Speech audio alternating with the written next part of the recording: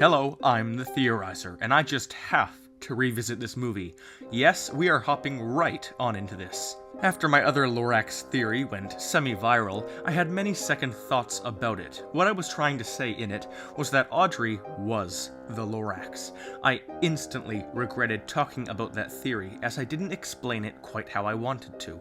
In the video's original script, I discussed how Audrey and Ted were both very orange, and this symbolized their ties to the LORAX, like a subliminal connection. I also brought up how O'Hare and the Once-Ler both wore grey suits, symbolizing how both of them wanted the corporate side of things. But when I found more and more similarities between Audrey and the LORAX, eyes, hair, mental state, I recreated the script to fit that thought. That wasn't a very good idea. So for all of you who were wondering, yes, I do indeed think she is just a symbolization of the LORAX, like Ted. And this is in the same way that O'Hare and the Once-Ler symbolize the death of nature. The other theory I brought up was a theory that a few people have considered, that Ted is related to the Once-Ler. I looked at the symbolism, genetics, timing, secret evidence, pollution factors, and many other clues.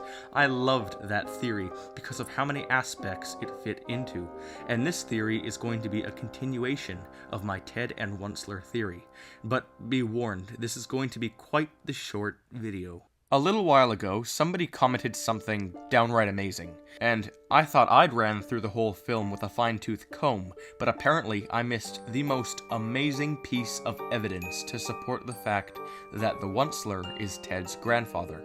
A YouTube user known as Jasmine Guevara somehow managed to spot something so hidden I couldn't even see it at first. I don't know how they noticed this, but for the split second as the Once-Ler walks out of his house, you can see a woman with a brown afro and glasses in a picture frame if you brighten up the image.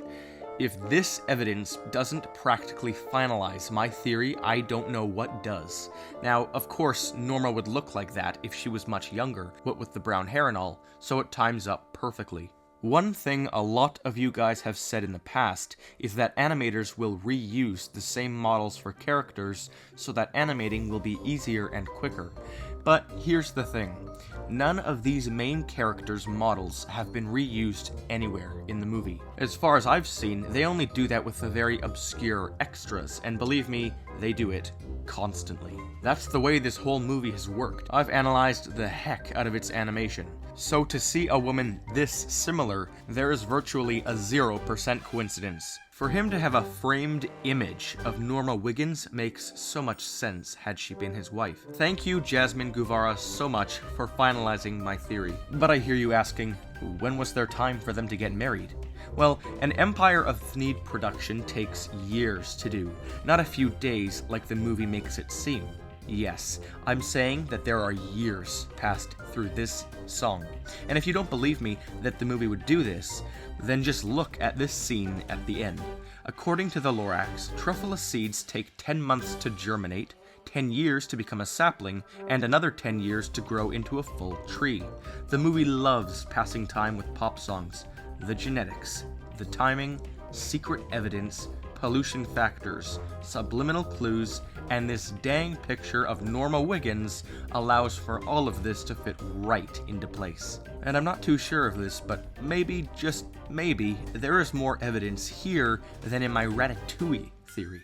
So I then went back and scanned every single Greenville scene to see if I could find her specific character model.